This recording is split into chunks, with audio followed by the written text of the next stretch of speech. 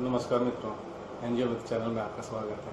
मित्रों, जो आज मैं बात करने जा रहा हूँ वो काफ़ी एक महत्वपूर्ण विषय है, जिसको लेके हर एक संस्था, जो भी सामाजिक संस्थाएं हैं, चाहे वो सेक्शन 8 में रजिस्टर्ड हों, चाहे वो ट्रस्ट हों, चाहे वो सोसाइटी हों, सभी इस बारे में सोचते हैं कि ये 12A क्या है और ATG क्या है और हमको इससे फ़ायदा क्या है, क्या मुझको इसको करवाना चाहिए या फिर इसको हम कब करवा सकते हैं, या इसमें खर्चे क्या आते हैं, इसकी प्रोसीडिंग कैसी होती है, इसकी फॉर्मेलिटीज़ क्या, तमाम तरीके के क्वेश्चंस उनके दिमाग में आते रहते हैं, जिसको लेकर वो परेशान रहते हैं और उसको लेकर वो तरह तरह से क्वेरीज भी करते हैं। कई क्वेरीज मेरे पास भी इसलिए हमने सोचा कि इस विषय में थोड़ी सी चर्चा कर ली जाए।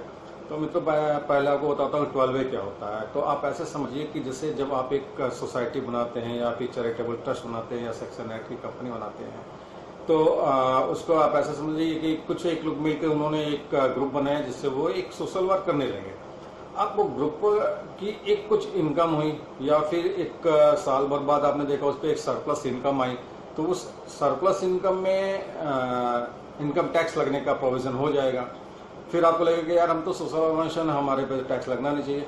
इसलिए इनकम टैक्स के एक जो एक्ट है 11 और 12 के तहत जो है 12A रजिस्ट्रेशन का प्रोसेस है, प्रोविजन है, जिसके बेस पे आपको इनकम टैक्स एग्जेम्पशन मिलता है, मतलब इनकम टैक्स से छूट मिलती है अगर आप इस पे रजिस्टर्ड होते हैं। तो इसमें क्या करना होता है कि जितनी ये सामाजिक संस्थाएं हैं उनको जो है 12A में रजिस्ट्रेशन करने के लिए एक 10A का फॉर्म मिलता है और इसके पहले उनको अपने ऑर्गेनाइजेशन का पैन लेना होता है और कुछ और उनकी डिटेल जाती है, उनको अपना जो डॉक्यूमेंट है वो जाता है, फिर ये प्रोसेस जाता है, इनकम टैक्स कमिश्नर के यहाँ ये जमा होता है।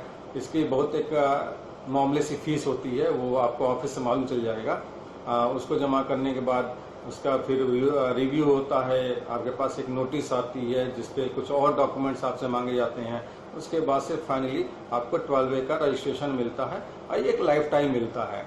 तो एक इसको कराने के बाद आपके पर जो है इनकम टैक्स की लायबिलिटी या बहुत सी चीज़ें ऐसी होती हैं जिसपे आपको एग्जेम्पशन मिल जाता है, अदरवाइज आप पे इनकम टैक्स की लायबिलिटी आ सकती है। इसलिए सभी ऑर्गेनाइजेशन को 12A में रजिस्ट्रेशन कराना जरूरी होता है। ये 12A आगे चल के आपको FCRA रजिस्ट्रेशन में भी मदद करता है या बहुत सी जगह से फंडिंग लेने में भी मदद करता है, इसलिए आपको 12A रजिस्ट्रेशन अवश्य कराना चाहिए। रही बात फॉर्मेट वगैरह की, तो आपको इनकम टैक्स की वेबसाइट से फॉर्मेट मिल जाएगा या बहुत सी ऑनलाइन ऐसी वेबसाइट से जहाँ से आपको फॉर्म आप डाउनलोड कर सकते हैं, उसकी फॉर्मेलिटी पूरी कर सकते हैं और आप डायरेक्टली जाके ऑफिस में इसको जमा कर सकते हैं। सारे डॉक्यूमेंट्स को पूरा कीजिए और 12A का रजिस्ट्रेशन का ये बहुत कठिन प्रक्रिया नहीं है।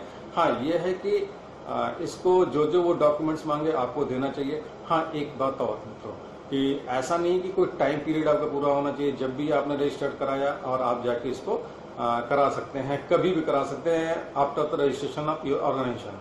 आपके पास कभी भी लगता है कि हमें करा लेना चाहिए तो आप चाहे आप सारे प्रोसेस को पूरा कीजिए और 12A रजिस्ट्रेशन कराएं। यही सारी चीज़ें मित्रों मैं आपको बताना चाह रहा था 12A के रजिस्ट्रेशन के बारे में। और जो मेरा अगला वीडियो आएगा वो ATG से संबंधित होगा, तो उन चीज़ों को भी आप ध्यान से देखेंगे। रही बात आपको फॉर्मेट्स के बारे में, तो मैं कोशिश करूँगा फॉर्मेट्स भी आपको अवेलेबल हो जाए। बस मित्र, यही मैं आपको बताना चाह रहा था। नमस्कार। और आपको कोई क्वेरी हो तो अवश्य क्वेरी करें, उन क्वेरी का जवाब देने की कोशिश करूंगा। मित्रों, अगर आपको मेरा चैनल पसंद आता है तो इसको जरूर सब्सक्राइब कीजिए, लाइक कीजिए, शेयर कीजिए। हाँ, इसके बगल बने हुए जो एक बेल आइकन है उसको भी दबाइए ताकि प्रॉम्प्टली आपको जो भी वीडियो नया अपलोड हो आपको उसकी खबर मिलती रहे और औरों को भी बताइए ताकि दूसरों को भी इससे लाभ मिलता रहे।